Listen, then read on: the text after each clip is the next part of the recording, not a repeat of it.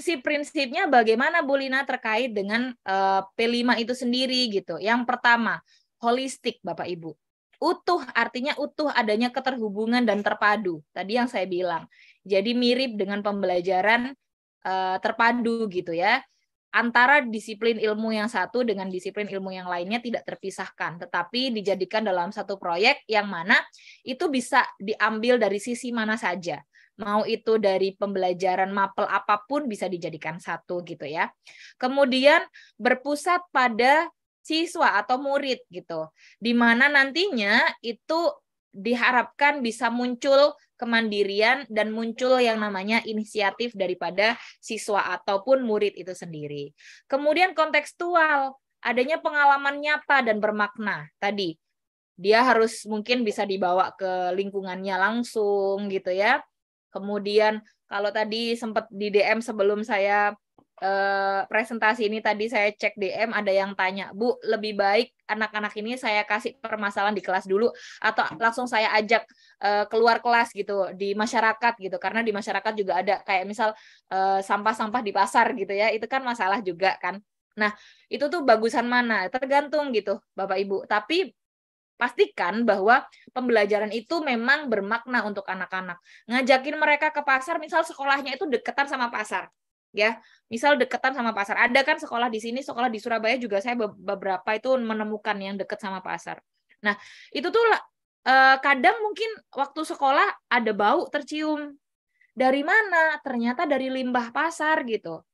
Ada Bapak Ibu penjual yang mungkin tidak tahu nih cara mengolahnya. No, berarti limbah pasar tadi bisa dijadikan apa ya yang bisa istilahnya tidak dibuang begitu saja, mubazir gitu ya, eman gitu. Oh, ternyata masih bisa dijadikan kompos. Bikin tuh anak-anak kompos gitu ya. Atau mungkin yang paling sederhana bikin poster gitu ya. Kalau misal ada ibu-ibu yang belanja ketika mereka diajak mengamati gitu, ada ibu-ibu belanja ternyata buang sampahnya sembarangan. Naruh apa itu habis beli ayam gitu ya, plastiknya ternyata kotor gitu, kemudian langsung dibuang gitu di tempat sampah, atau bukan di tempat sampah, sorry, di bawahnya orang jual ayam gitu ya, kemudian minta plastik lagi ke yang jual ayam gitu. Nah itu tuh kan berarti tidak baik dan tidak boleh gitu kan. Maka anak-anak misal apa namanya, proyeknya nanti aku mau bikin poster ya Bu hasilnya gitu. Boleh nggak? Boleh ya. Bikin poster aja itu sudah termasuk dari P5 gitu. Jadi anak-anak sudah berpikir karena mereka sudah punya apa namanya, sudah memainkan pikirannya bahwa oh kalau kayak gitu tuh nggak bagus. Terus apa yang bisa aku lakukan? Kayak gitu. Diharapkan sih yang keluar itu idenya dari anak-anak. Guru hanya bisa menjadi fasilitator gitu ya. Tapi kalau misal memang dari sekolah yang tahun pertama baru melaksanakan IKM gitu, itu masih diperbolehkan banget kalau misal gurunya yang ngasih kayak langsung ngasih instruksi gitu ya, nanti kita temanya ini, topiknya ini, kalian akan bikin ini, itu nggak masalah gitu. Jadi lagi-lagi tidak ada yang benar, tidak ada yang salah Bapak Ibu kalau selama kita memang masih dalam tahapan belajar gitu ya.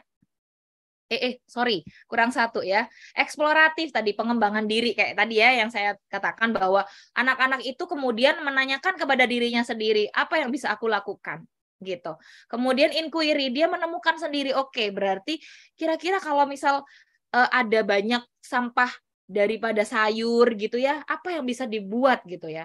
Dibikin keripik gak mungkin gitu, misal ya kan, tomat-tomat soalnya dan sebagainya.